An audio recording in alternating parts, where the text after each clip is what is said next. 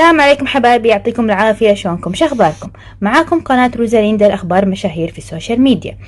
راح أنزل لكم كل يوم فيديو جديد بخبر جديد. لا تنسون تدعمون القناة باللايك والشير والسبسكرايب. هند القحطاني ترفع ايدها على ولدها الكبير معاذ لأنه ناداها وقال لها يا مرة، وكان قاعد يتغشمر معاها ويقول لها ان الحريم او المرأة وظيفتها التنظيف والطبخ والغسيل، هذا هو، لأن الحريم ما يعرفون يسوون أكثر من كذي.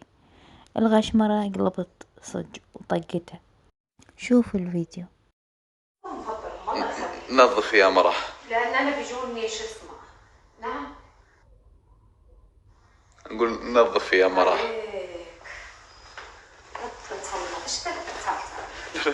تعال والله إذا ما تشوف يا مرة.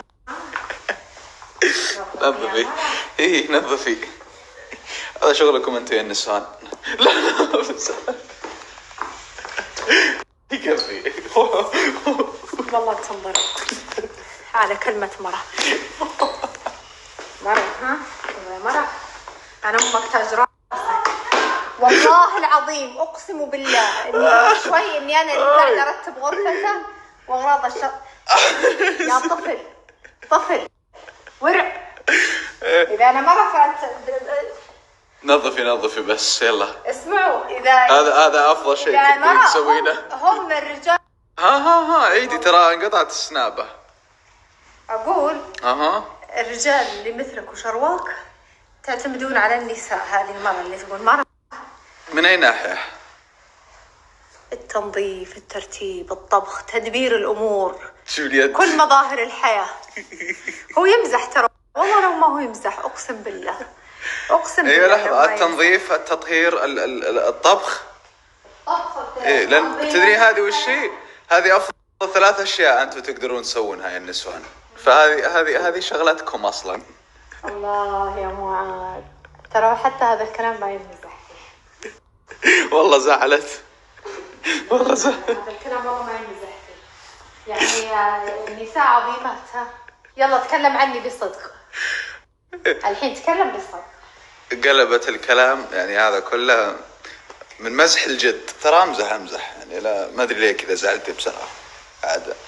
بس ابغى نرفزك، وضبطت الخطه. انك تمزح بس شو اسمه، ضبطت نرفزتك، بس هذه ضبطت الخطه. وخر يلا تعال. لا هذه الامور ما يمزح فيها. خلاص لا لحظه، اخوانك لا تكثر، خذ اخوانك وفطرهم ربع معتز. ليه اتعذب وانا ناظر فيهم؟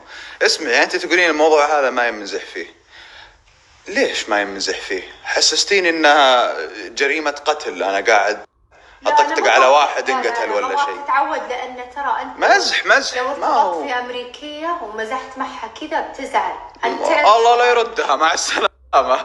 اذا تزعل من مزحة صغيرة زي كذا وش ابغى بها؟ لا شكرا، ما ابغى مرة زي كذا تزعل على شيء تافه، على مزحة زي كذا. يعني انا امزح شيء بسيط، انا ما مزحت على شيء يعني فعلا ما يمزح فيه، زي مثلا جريمة قتل ولا شيء، اعوذ بالله. لا الامريكان يزعلون من هذه الاشياء. لا انا لا، اخوياي لا اخوياي انا لا اي، حتى البنات اعرف وهم اصلا هم احيانا يطقطقون على نفسهم. صديقاتي الامريكيات والله نصهم مو بكلهم، بعضهم فعلا يزعل، بس نص اللي اعرفهم البنات ما يزعلون من الاشياء اللي زي كذا، لانهم يعرفون انها مزح، يعرفون انها يعني مزحة بس.